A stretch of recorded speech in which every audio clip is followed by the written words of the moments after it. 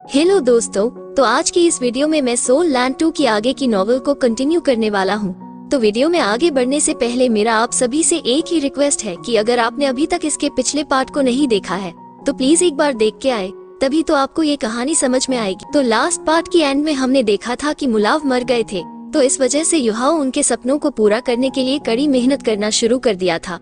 तो इस एपिसोड की शुरुआत बिल्कुल उसी सीन से होती है जहां वांगडोंग हुआ युहाओ को मिस करते हुए रो रहा था, और तभी युहाओ यहाँ पर आते हुए कहता है, मैं आ गया। और युहाओ को यहाँ पर देख के वांगडोंग गुस्से से कहता है, यह क्या चल रहा है? क्या शैन एल्डर ने तुम्हें किसी तरीके से मनाया है? और मैंने तुम्हें इन 3 महीनों में कितने मनाने की कोशिश की, लेकिन तुम पर किसी भी तरीके का असर नहीं हुआ। तो हुआ युहाओ हंसते हुए कहता है, अरे थोड़ा आराम से, मैं अब बस यहाँ से कुछ समय में जाने वाला हूँ, तो क्या तुम मेरे साथ थोड़ा अच्छी तरीके से बिहेव नहीं कर सकते हो? और इस चीज को सुन के मानो वांगडोंग का दिल टूट ही गया हो, और ये तुरंत ही इसे छोड़ देता है और कहता है कि क्या तुम यहाँ पर अलविदा कहने के लिए आए हो? जिस पर युहाओ कहता है, हाँ मैं कल जा रहा हूँ और लगता है कि लौट के आने में 2-2.5 साल लग जाएंगे।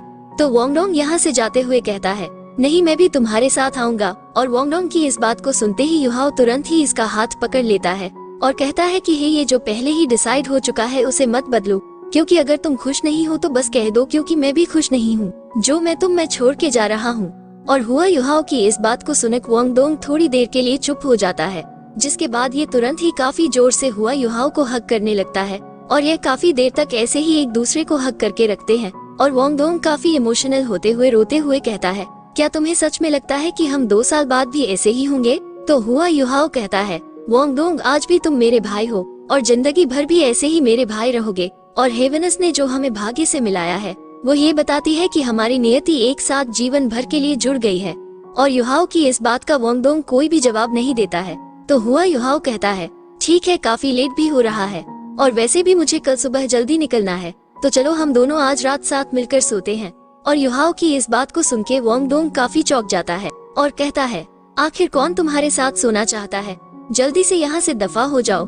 तो हुआ युहाओ इसकी बात का इग्नोर मारते हुए इसके बेड पर जाके आराम से लेट जाता है और बेड को थपथपाते हुए कहता है, चलो भी दिखावा करना बंद करो, और यहाँ तक कि मुझे तो याद भी नहीं है कि हम कितनी रात एक साथ सोए हैं, और तुम कुछ भी क्यों ना कर लो, आज मैं यहीं पर रुकने वाला हूँ। और हुआ युहाओ की इन बातों को सुन के वांगडोंग के शर्म के मारे गाल लाल हो गए होते हैं। और युहाओ कहता है, चलो भी अब आ जाओ, वैसे भी तुम्हें मेरे साथ एक काफी अच्छी नींद आएगी। तो वांगडोंग कहता है, तुम मुझे आजकल काफी बुली करने लगे हो। और जब ये दोनों साथ में लेटे हुए होते हैं तब हुआ युहाओ कहता है, वांगडोंग तुम्हारा 14th बर्थडे कुछ दिन पहले ही था ना? तो वांगडोंग कहता है, मुझे तो हैरानी है कि तुम्हें ये भी याद है, क्योंकि सिर्फ तुम इकलौते हो जो कि मुझसे मिलने नहीं आया था। और क्या तुम मुझे बर्थडे प्रेजेंट देना चाहते हो? और अगर तुम देते हो तभी मैं तुम्हें माफ करूंगा। जिसके लिए हुआ युहाओ मान जाता है और कहता है कि हाँ ठीक है। तो वांगडोंग कहता है, मैं चाहता हूँ कि तुम मुझसे 3 चीजों का वादा करो और जब तुम लौट के आओ तब वो तुम मुझे दो। तो युहाओ कहता है, हाँ ठीक है, मैं इसे एक्सेप्ट करता हूँ, और यहाँ तक कि अगर ये 300 चीजें भी होती तब भी मैं उसके लिए मान जाता। तो वांगडोंग कहता है, मुझसे पिंकी प्रॉमिस करो। तो हुआ युहाओ पीछे से इसे हग करते हुए कहता है, हाँ ठीक है पिंकी प्रॉमिस। और तभी हुआ युहाओ चौंकते हुए कहता है, आखिर तुम्हारी मसल्स को क्या हो गया और तुम्हारी बॉडी इतनी सॉफ्ट कैसे हो गई? बहुत तेज हो रहा है, बहुत तेज हो रहा। और हुआ युहाओ की इस बात को सुन के वांगडोंग काफी ज्यादा चौंक जाता है और यह कहता है, बकवास मत करो, मैं तुम्हारे साथ नहीं सो रहा हूँ। तो हुआ युहाओ कहता है, अरे बस अब नाटक करना बंद भी करो, और वैसे भी मैं तुम्हें जाने तो नहीं दूंगा। तो वांगडोंग कहता है, आखिर तुम कब से इतने ज्यादा बेशर्म हो गए हो? और फिर वांगडोंग शांत होते हुए कहता है, हुआ युहाओ अभी के लिए सिर्फ तुम्हें इन 3 चीजों में से सिर्फ एक को ही करने की जरूरत है। जिस पर हुआ युहाओ कहता है, हाँ कहो। तो वांगडोंग कहता है, अभी के लिए सिर्फ तुम अपना ही ध्यान रखना। और इस रिक्वेस्ट के लिए हुआ युहाओ मान जाता है, और आज रात इन्हें पता भी नहीं चलता है कि यह कब सो गए, और सिर्फ एक ही चीज याद होती है कि इन्होंने काफी सारी बातें की। और फिर हम अगले दिन वांगडोंग को बेड पर अकेले बैठे हुए देखते हैं, और इसके आगे एक लेटर पड़ा हुआ होता है जिस पर आंसू गिरे हुए होते हैं, और उस लेटर पर लिखा हुआ था, वांगडोंग मैं जा रहा हूँ और तुम रोना मत, मेरे लौट के आने तक का इंतजार करना। और फिर हमें स्पिरिट एम्पायर बॉर्डर्स के मेपल लीफ सिटी के मेपल लीफ का सीन दिखाया जाता है, जहाँ पर शेरक एकेडमी और सनमून रॉयल स्पिरिट एकेडमी के एक्सचेंज स्टूडेंट्स आए हुए होते हैं। और जिंग होंगचुन कहता है, आखिर किसने ही सोचा था कि प्रिंसिपल यान खुद यहाँ पर आएंगे। और देख के ऐसा लगता है कि श्रेक एकेडमी को यह एक्सचेंज इवेंट काफी ज्यादा इम्पोर्टेंट लगता है। तो हेडमास्टर यान कहते हैं, डायरेक्टर होंगचिंग आप भी तो पर्सनली खुद यहाँ पर आए हैं। डायरेक्टर होंगचिंग, जब आखिरी बार आप हमारे श्रेक एकेडमी आए थे तब मैं होस्ट के रूप में अपनी ड्यूटीज को पूरा नहीं कर पाया था, इसलिए मैं उस चीज के लिए आपसे माफी मांगता हूँ। और इस तरफ हुआ युहाओ होंगचिंग को देखते हुए मन में कहता है, सिस्टर जिटाओ के गायब होने के पीछे इसका किसी ना किसी तरीके से हाथ होगा। और इस तरफ जिंग होंगचिन को हेड मास्टर यान की बात बुरी लगती है और यह मन में कहता है, धत्तरी की आखिर इसका उस बारे में बात करने का साहस कैसे हुआ। लास्ट टाइम तुम लोगों ने जो मेरे साथ स्कैम करके लेवल 9 के कुछ स्पिरिट डिवाइसेस लिए थे वो मेरे लिए काफी ज्यादा कीमती थे और तुम लोगों ने उन्हें ही हथिया लिया। और फिर यह कहता है, आप तो काफी ज्यादा समझदार हैं और मैंने सुना है कि आपकी एकेडमी के एल्डर मुँह गुजर चुके हैं और मुझे भी काफी ज्यादा अफसोस हो रहा है। और मैंने बिल्कुल भी नहीं सोचा था कि उस दिन मेरी उनके साथ आखिरी मुलाकात हो रही है। और जब मैं उनसे मिला था तब मैं पहचान गया था कि वो नंबर 1 ग्रैंड सोल मास्टर हैं और मुएल्डर तो सच में सबसे ज्यादा स्ट्रॉन्गेस्ट और रिस्पेक्टेड पर्सन थे। और जिंग होंगचिन की बातों को सुन के हेडमास्टर यान को भी गुस्सा आता है और यह मन में कहता है, आखिर इसकी हिम्मत कैसे हुई हमारे जले पर नमक छिड़कने की। और फिर ये दोनों हाथ मिलाते हुए एक दूसरे पर अपना गुस्सा निकाल रहे होते हैं और कह रहे होते हैं कि मैं उम्मीद करता हूँ कि आप भी हमारे स्टूडेंट्स का ध्यान रखेंगे और मैं वादा करता हूँ कि आपके स्टूडेंट्स को भी शेरक एकेडमी से काफी कुछ नया सीखने को मिलेगा। तो जिंग होनकचे कहता है, चिंता मत करिए, आपके स्टूडेंट्स को भी रेडिएंट हॉल की सबसे बेस्ट एजुकेशन मिलेगी। तो फिर चलो हम अपने स्टूडेंट्स को एक्सचेंज करते हैं। और सनमून की तरफ से होंगचिन आगे आता है जबकि शेरक एकेडमी की तरफ से हुआ युहाओ सामने आता है। और जब ये दोनों एक दूसरे के आमने सामने से गुजर रहे होते हैं तब होनकचे कहता है, हमारी अगली फाइट में मैं तुम्हें अपने पैरों तले कुचल के रख दूंगा जिससे कि तुम्हें अच्छे से समझ में आ जाए कि असली जीनियस कौन है। तो हमारा हुआ युहाओ काफी खतरनाक जवाब देते हुए कहता है कि मैं तो डर की।